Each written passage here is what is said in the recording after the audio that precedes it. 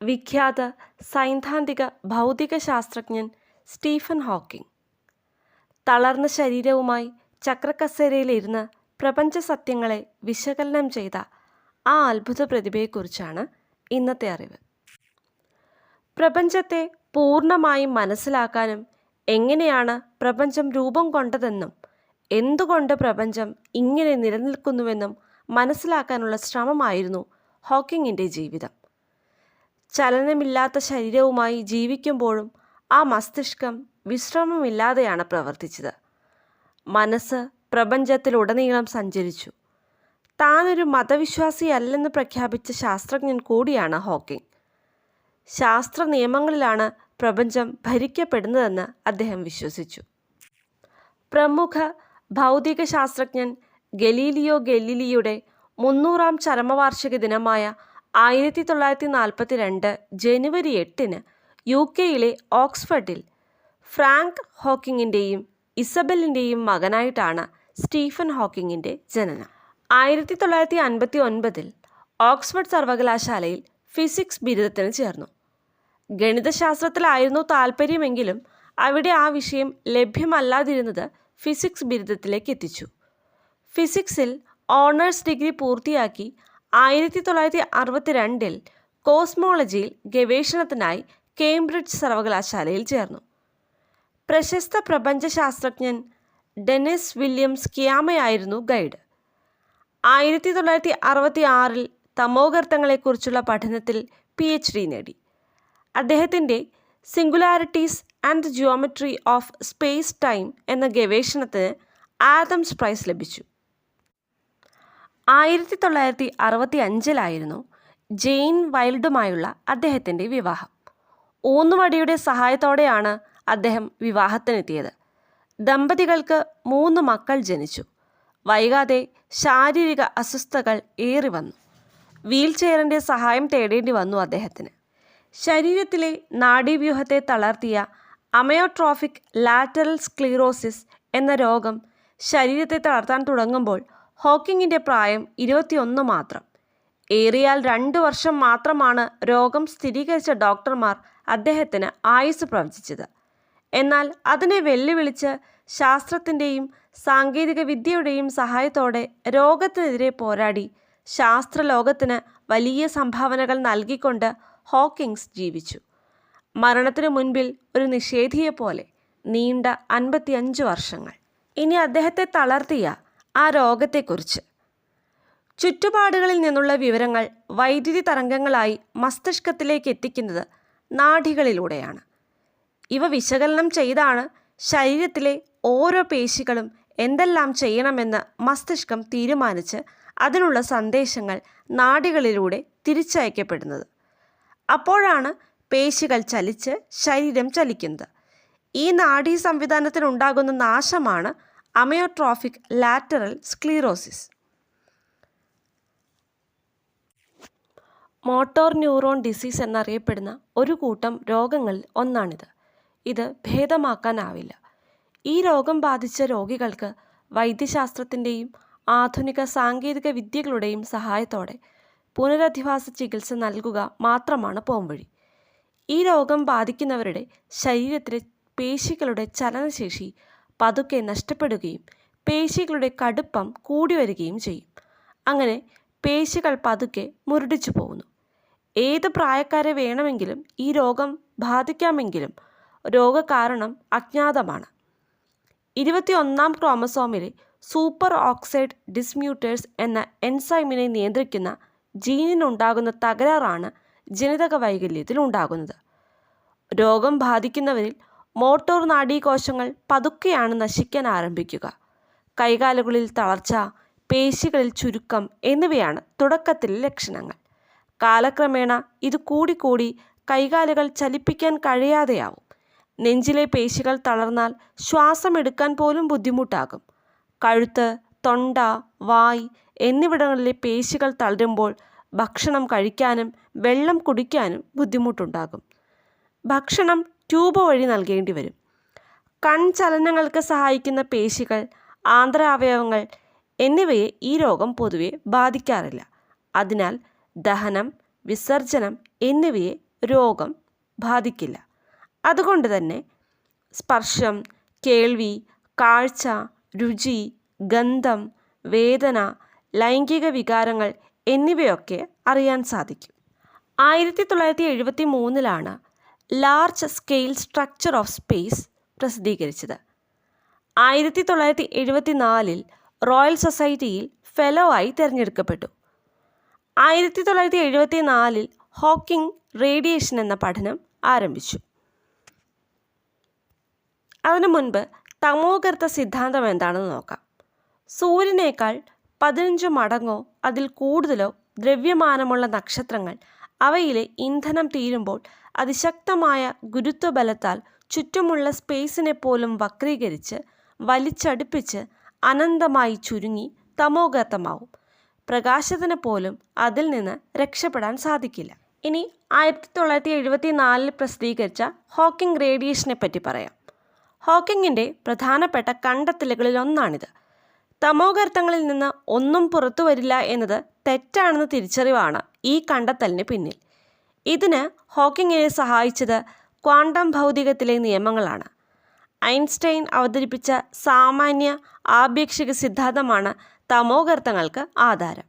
അങ്ങനെയുള്ള തമോഗർത്തത്തിൽ ക്വാണ്ടം ഭൗതിക ഉപയോഗിക്കുക വഴി അതുവരെ കൂട്ടുചേരാത്ത 2 പ്രപഞ്ച സിദ്ധാന്തങ്ങളെ ഹോക്കിംഗ് ഒന്നിപ്പിച്ചു. ഹോക്കിംഗ് റേഡിയേഷൻ എന്ന് ഈ കണ്ടുപിടുത്തം അറിയപ്പെട്ടു. ഇത് തുടർച്ചയായി പുറത്തുവരിക വഴി തമോഗർത്തം സാവധാനം ബാഷ്പീകരിക്കപ്പെട്ട് കോടാനുകോടി വർഷങ്ങൾ കൊണ്ട് ഇല്ലാതാകും. 1977 കേംബ്രിഡ്ജിൽ ഗ്രാവിറ്റേഷണൽ ഫിസിക്സിൽ പ്രൊഫസറായി. അടുത്ത വർഷം ആൽബർട്ട് ഐൻസ്റ്റീൻ പുരസ്കാരം ഹോക്കിങ്ങിന് ലഭിച്ചു. 1979 കേംബ്രിഡ്ജിലെ അതിവിശിഷ്ടമായ ലൂക്കോസിയൻ പ്രൊഫസർ സ്ഥാനം ലഭിച്ചു. 2009 വരെ ഈ പദവിയിലിരുന്നു. 1669 ഐസക് ന്യൂട്ടൺ വഹിച്ച പദവിയാണിത്. 1985 ആയതോടെ ഹോക്കിങ്ങിൻ്റെ സംസാരശേഷി നഷ്ടപ്പെട്ടു. ആശയവിനിമയം യന്ത്രസഹായത്തോടെയായി. 1988 ഹോക്കിങ്ങിൻ്റെ പ്രശസ്ത പുസ്തകമായ a brief history of time എന്ന പുസ്തകം പ്രസിദ്ധീകരിക്കുന്നത്. ഈ പുസ്തകം തുടർച്ചയായ 237 ആഴ്ചകൾ ആമസോൺ ബെസ്റ്റ് സെല്ലർ പട്ടികയിൽ 1-ാം സ്ഥാനത്തായിരുന്നു. പിന്നീട് ഗിന്നസ് റെക്കോർഡും നേടി. 1995 ആദ്യ ഭാര്യ ജെയിനുമായി വിവാഹമോചനം. തുടർന്ന് എലൈൻ മേസൺ എന്ന നഴ്സിനെ വിവാഹം കഴിക്കുന്നു. 2004 ഡബ്ലിനിൽ നടന്ന രാജ്യാന്തര പ്രപഞ്ചശാസ്ത്ര സമ്മേളനത്തിൽ തൻ്റെ സിദ്ധാന്തം ഹോക്കിംഗ് തിരുത്തുന്നത്. തമോഗർത്തത്തിൽ അകപ്പെടുന്ന ഇൻഫർമേഷനുകളും കണങ്ങളും പ്രകാശകിരണങ്ങളും ഒരിക്കലും പുറത്തേക്ക് വരില്ലെന്നും അതിനാൽ കണത്തിൻ്റെ ദ്രവ്യമാനം, സ്ഥാനം പോലുള്ള ഇൻഫർമേഷനുകൾ എന്നേക്കുമായി നഷ്ടപ്പെടുമെന്നും ഹോക്കിംഗ് മുൻപ് വാദിച്ചിരുന്നു. എന്നാൽ തൻ്റെ ആ വിശ്വാസം തെറ്റാണെന്ന് ഡബ്ലിനിലെ സമ്മേളനത്തിൽ അദ്ദേഹം സമ്മതിച്ചു. ഇനി ഹോക്കിങ്ങിൻ്റെ പ്രശസ്തമായ പുസ്തകങ്ങൾ പരിചയപ്പെടാം. ഹോക്കിങ്ങിൻ്റെ പുസ്തകങ്ങളിൽ ഏറ്റവും പ്രശസ്തമായത് മുൻപ് നമ്മൾ പറഞ്ഞ ബ്രീഫ് ഹിസ്റ്ററി ഓഫ് ടൈമാണ്. 1988 ഇത് പുറത്തിറങ്ങിയത്. ഇത് കൂടാതെ the universe in a nutshell, the grand design, black holes and baby universes, God created the integers, my brief history എന്നിവയാണ് ഹോക്കിംഗ് എഴുതിയ മറ്റു പുസ്തകങ്ങൾ. ഇതൊന്നും കൂടാതെ മകൾ ലൂസിക്കൊപ്പം ചേർന്ന് കുട്ടികൾക്കായി രചിച്ച പുസ്തകമാണ് George's secret to the universe എന്നത്. ഹോക്കിങ്ങിൻ്റെ ജീവിതം ഹോളിവുഡ് സിനിമയാക്കിയിരുന്നു. ഹോക്കിങ്ങിൻ്റെ ആദ്യ ഭാര്യ ജെയിൻ വൈൽഡ് രചിച്ച travelling to infinity, my life with Stephen എന്ന പുസ്തകം ആധാരമാക്കിയായിരുന്നു സിനിമ. ബ്രിട്ടീഷ് സംവിധായകൻ ജെയിംസ് മാർഷ് സംവിധാനം ചെയ്ത ദ തിയറി ഓഫ് എവറിത്തിങ് ആണ് ഏറെ ശ്രദ്ധേയമായത്. ഈ സിനിമയിൽ ഹോക്കിൻസായി അഭിനയിച്ച എഡി റെഡ്മെയ്ൻ മികച്ച നടനുള്ള ഓസ്കർ, ബാഫ്റ്റ, ഗോൾഡൻ ഗ്ലോബ് എന്നീ പുരസ്കാരങ്ങൾ നേടി. ബാഫ്റ്റയിലെ മികച്ച ചിത്രമായും ഈ സിനിമ തിരഞ്ഞെടുക്കപ്പെട്ടു. ഫെലിസിറ്റി ജോൺസ് ആണ് ജെയിനിൻ്റെ കഥാപാത്രത്തെ അവതരിപ്പിച്ചത്. 2013 Hawking, 2009 Beyond the Horizon, 1991 a brief history of Time എന്നീ ഡോക്യുമെൻ്ററികളും 2004 ഹോക്കിങ്സ് എന്ന BBC TV സിനിമയും ഇറങ്ങി. അമേരിക്കൻ ആനിമേഷൻ കോമഡി പരിപാടിയായ the Simpsons, the Big Bang Theory, Star Trek the Next Generation എന്നിവയിൽ ഹോക്കിംഗ് കഥാപാത്രമായിരുന്നു. രോഗം ഹോക്കിങ്ങിനെ താഴ്ത്താൻ തുടങ്ങുമ്പോൾ അദ്ദേഹത്തിൻ്റെ പ്രായം 21 മാത്രമാണെന്ന് നമ്മൾ മുൻപ് പറഞ്ഞു. 22 വയസ്സായപ്പോഴേക്കും വീൽ ചെയറിനെ ആശ്രയിക്കേണ്ടി വന്നു. തൊണ്ടയിലെ പേശികൾ തകരാറിലായതോടെ സംസാരശേഷി നഷ്ടപ്പെട്ടു. ശ്വസനത്തിന് സഹായിക്കുന്ന പേശികൾ തകരാറിലായപ്പോൾ ശ്വാസനാളിയിൽ ദ്വാരമിടുന്ന ട്രക്കിയോസ്റ്റോമി ശസ്ത്രക്രിയയ്ക്കും അദ്ദേഹം വിധേയനായി. കവിളിലെ പേശികൾ ചലിപ്പിച്ച് യന്ത്രസഹായത്തോടെ കൃത്രിമ ശബ്ദത്തിലാണ് അദ്ദേഹം സംസാരിച്ചിരുന്നത്.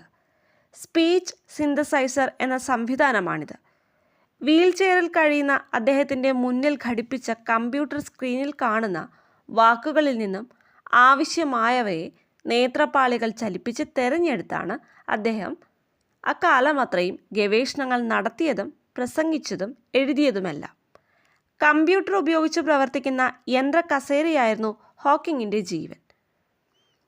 IR sensors, speech synthesiser, battery, display screen, universal remote, peripheral box തുടങ്ങിയ അത്യാധുനിക സജ്ജീകരണങ്ങൾ ഘടിപ്പിച്ചതായിരുന്നു അദ്ദേഹത്തിൻ്റെ ചക്രകസേര. ശരീരപേശികൾ ഓരോന്നായി തളർന്ന് ഒന്നനങ്ങാൻ പോലും സാധിക്കാതെ ഇരുന്നിട്ടും ശാസ്ത്രത്തെയും ആധുനിക സാങ്കേതിക വിദ്യയെയും ഫലപ്രദമായും ക്ഷമയോടെയും ഉപയോഗിച്ചാണ് അദ്ദേഹം ശാസ്ത്ര രഹസ്യങ്ങളുടെ സങ്കീർണതകൾ ഓരോന്നായി കുരുക്കഴിച്ചത്. സാമാന്യ ആപേക്ഷികതാ സിദ്ധാന്തവും തമോഗർത്തങ്ങളുമായിരുന്നു ഹോക്കിങ്ങിൻ്റെ ഇഷ്ടപ്പെട്ട പഠന മേഖലകൾ. ഭൂഗുരുത്വം, പ്രപഞ്ച പഠനം, ക്വാണ്ടം ഭൗതികം, താപഗതികം, ഇൻഫർമേഷൻ തിയറി എന്നിവയിലെല്ലാം അദ്ദേഹം വിലപ്പെട്ട സംഭാവനകൾ നൽകി. പ്രപഞ്ചത്തിൻ്റെ തുടക്കം, ഒടുക്കം, തമോഗർത്തങ്ങളെക്കുറിച്ചുള്ള സിദ്ധാന്തം എന്നിവ ഉൾപ്പെടെ പ്രപഞ്ച രഹസ്യങ്ങളെക്കുറിച്ചുള്ള കണ്ടുപിടുത്തങ്ങൾ അദ്ദേഹം ശാസ്ത്രലോകത്തിനു മുൻപിൽ അവതരിപ്പിച്ചു. നക്ഷത്രങ്ങൾ നശിക്കുമ്പോൾ രൂപം കൊള്ളുന്ന തമോഗർത്തങ്ങളെക്കുറിച്ചുള്ള പഠനമാണ് അദ്ദേഹത്തെ ഏറെ പ്രശസ്തിയിലേക്ക് ഉയർത്തിയത്. തിയറി ഓഫ് എവറിത്തിങ് എന്ന പേരിൽ പ്രപഞ്ചത്തെക്കുറിച്ചുള്ള സമഗ്രമായ സിദ്ധാന്തവും ആവിഷ്കരിച്ചു. ആൽബർട്ട് ഐൻസ്റ്റീൻ്റെ ആപേക്ഷികതാ സിദ്ധാന്തത്തിന് കൂടുതൽ വിശദീകരണങ്ങളും നൽകാൻ അദ്ദേഹത്തിനായി.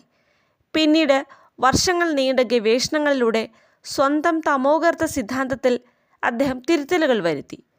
ശാസ്ത്രത്തിൽ മാത്രം വിശ്വസിച്ച് നിരീശ്വരവാദിയായി ജീവിച്ച ഹോക്കിംഗ് ബഹിരാകാശ സഞ്ചാരിയായി ശൂന്യാകാശത്തേക്ക് യാത്ര ചെയ്യണമെന്ന ആഗ്രഹം ബാക്കിയാക്കിയാണ് ഈ ലോകത്തോട് വിട പറഞ്ഞത്. 2009 US-ൻ്റെ പരമോന്നത സിവിലിയൻ ബഹുമതിയായ presidential medal of freedom Hawkins നേടുന്നു. ബരാക് ഒബാമയാണ് ഹോക്കിങ്ങിന് പുരസ്കാരം സമ്മാനിച്ചത്. അതേ വർഷം തന്നെ അദ്ദേഹം കേംബ്രിഡ്ജിൽ നിന്ന് വിട പറഞ്ഞു. 2018 മാർച്ച് 14 ആൽബർട്ട് ഐൻസ്റ്റീൻ്റെ 139ാം ജന്മദിനത്തിൽ ആ മഹാശാസ്ത്രപ്രതിഭ അന്തരിച്ചു.